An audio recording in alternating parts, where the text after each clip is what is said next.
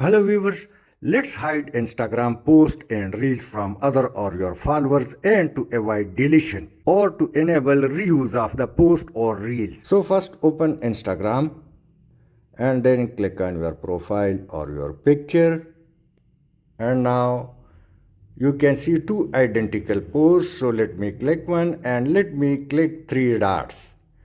And now let me at the end press delete, but one problem appear that it has been gone and can't be reused.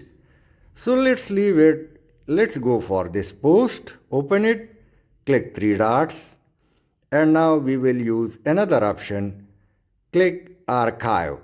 And now this post will go to archive, and now it's hidden from others or your followers, as well as the same can be reshared or reused. To find it once again, click these three lines or three dots and come down to archive, and simply you will see story archive. So click it.